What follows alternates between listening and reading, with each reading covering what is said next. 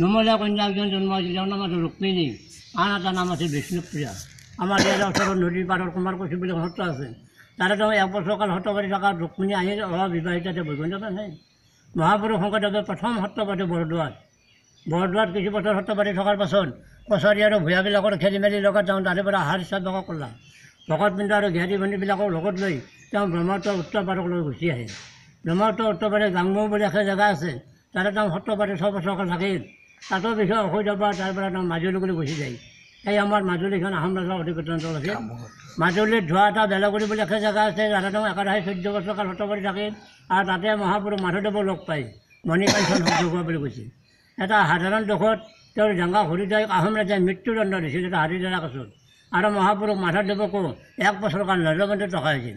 সেইটো অশান্তি পাই গুৰুজনে মাধৱদেৱৰ উদ্ধাৰৰ পাছত আহোম ৰাজ্য ত্যাগ কৰি তেওঁ কোচ ৰাজ্যলৈ গুচি আহে। এই আমাৰ কোচ ৰাজ্যৰ ৰজা আছিল নৰনাৰায়ণ ৰজা। আমাৰ এই বৰপেটা অঞ্চলটো সেই আমাৰ কোচ ৰাজ্যৰ অধিকৃত অঞ্চল আছিল। দুজন গুৰুৱে আহি বৰপেটা অঞ্চল আহি পাতে। মহাপুৰুষ শংকৰদেৱৰ বয়স প্ৰায় 90 বছৰ বয়সত বৰপেটা অঞ্চল আহি পায়। আৰু মাধৱদেৱ পুৰুষৰ অনুমানিক 60 বছৰ বয়সত বৰপেটা অঞ্চল আহি পায়। বৰপেটা সত্ৰৰ পৰা এফালে উত্তৰে চিনপৰা ভিজি বুলি এখন জেগা আছে, তাতে তেওঁ 5টা চিন দেখা পায়। না ৰাখে 6 মাহ কাল সত্ৰ পাতি আছিল। তাতো বিশেষ অসুবিধা পায়। তাৰে পৰা তেওঁ ভাইকাই কটকতলী বিলৰ পাৰত কুমাৰকুছি বুলি ওখ জেগা দেখা পায়। তাতে তেওঁ 1 বছৰ কাল সত্ৰ পাতি থাকিল। আৰু সেই বছৰ ভিতৰত তেওঁ নুমলীয়া কন্যা ৰুক্মিণী আহিল অবিবাহিতাতে বৈকুণ্ঠ পিন্ধাই। সেইটো অশান্তি পাই তেওঁ কুমাৰকুছি ত্যাগ কৰি সেই সময়ত নদী আছিল আমাৰ এইটো, ইয়াতে নাও ৰাখে গুৰুজনে পাটবাউসীত একেৰাহে 18 বছৰ 6 মাহ কাল সত্ৰ পাতি থাকিল। আৰু ইখনে গুৰুজনৰ সেই সত্ৰ। ইয়াৰ পিছত আৰু তেওঁ ক'তো সত্ৰ পতা নাই। আৰু এই 18 বছৰ 6 মাহ পিছত তেওঁ সত্যকল্পতা ভাগ ৰামৰাই লগত আহিছিল। তেওঁৰ পৰিয়াল হৈছিল। তেওঁৰ জীয়াক ভুৱনেশ্বৰী আহি আন এটা নাম আছিল কমলাপ্ৰিয়া। এইটো নদীত গা ধুই থাকোঁতে নৰনাৰায়ণ ৰাজাৰ ভাগ আছিল, যাতে দেওনৰ নাম এনেকুৱা ক্ৰছতে ভুৱনেশ্বৰী আহি দেখা পাই বিবাহৰ প্ৰস্তাৱ দিছিল। এতিয়া ৰামৰাই কৈছিল গুৰুজনক যে দাদা চিলাৰে জানি বিবাহৰ প্ৰস্তাৱ দিছে, কি কৰে যায় এতিয়া? তেতিয়া গুৰুজনে কৈছিল তেওঁলোক ৰজাটো বিবাহ নদী বুলি ক'লেও তেওঁলোকে জোৰ কৰি ধৰি লৈ যাব, তাৰপিছত লুটি ঘটি আমাৰ বেছিহে হ'ব। গতিকে বিবাহ দিয়া হ'ব, কিন্তু বিবাহ ইয়াত দিয়া নহ'ব। আমি ইয়াৰ পৰা কইনা নাইজি লৈ যাম। তেওঁলোকৰ ৰাজবাৰীৰ পৰা বৰালি নাই দিয়া হওক, যদি না মিলিত হয় ততে বিবাহ কাৰ্য সম্পন্ন কৰা হ'ব। এই কথা দুজনৰ সন্মতি প্ৰকাশত গুৰুজনে ভুৱনেশ্বৰী ইয়াৰ পৰা কইনা নাইজি লৈ গৈছে। চিলাৰাজনে ৰাজবাৰীৰ পৰা বৰালি নাই দিয়াইছে। আহি দুখন নাও সত্ৰ চলত ভগাই লাগি গৈছে।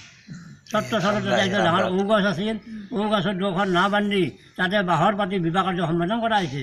আৰু আজিও সত্ৰ চলত এখন ৰামৰাই কুটী সত্ৰ বুলি সত্ৰ স্থাপিত হৈ আছে। আৰু বেছি বহল নকৰোঁ। ইয়াৰ পিছত তেওঁ নৰনাৰায়ণ ৰাজগৃহত পৰিল। ৰাজবাৰীৰ পৰা 4 মাইল আঁতৰত তৰচা নদীৰ পাৰত হেলাৰ বা কলকুটা নামে জেগাত তেওঁ বৈকুণ্ঠ প্ৰাণ হয়। তেওঁ বৈকুণ্ঠ প্ৰাণ হোৱাৰ পাছতো কালিন্দী আমাৰ ইয়াতে বহুত বছৰ কাল আছিল। অতি বৃদ্ধ অৱস্থালৈকে আমাৰ ইয়াতে আছিলে। বৰ অলৰচৰ অৱস্থা হোৱাত সেই আমাৰ সুন্দৰী দিয়াত মাধৱদেৱ পুৰুষৰ ভাগনাক ৰামচান্দ ঠাকুৰে সত্ৰ পাতি আছিল। তেওঁৰ এই দুৰৱস্থাটো দেখা পাই সুনেদ্যাতক লৈ যায়। আৰু সুনেদ্যাতৰ কালিন্দিয়াই 142 বছৰলৈকে বাচি আছিল। মহাপুৰুষ শংকৰদেৱে 119 বছৰ 4 মাহৰ বৈকুণ্ঠ প্ৰাণ হৈছিল, সেইকাৰণে 120 বছৰ ধৰে। কিন্তু কালিন্দাই সুনেদ্যাতৰ 142 বছৰ পাইছিল। আৰু সুনেদ্যাতৰ কালিন্দাই ভাগৰি হয়তো আছে। আমাৰ অকল 7খন এৰি গৈছিল।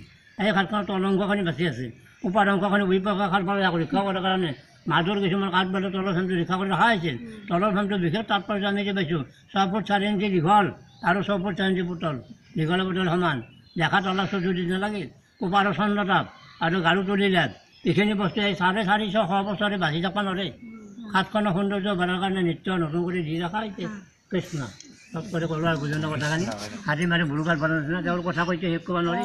কৃষ্ণ ইখনে গুৰুজনৰ সেই সত্ৰ বৰদোৱা প্ৰথম বাদবাকী শেষ।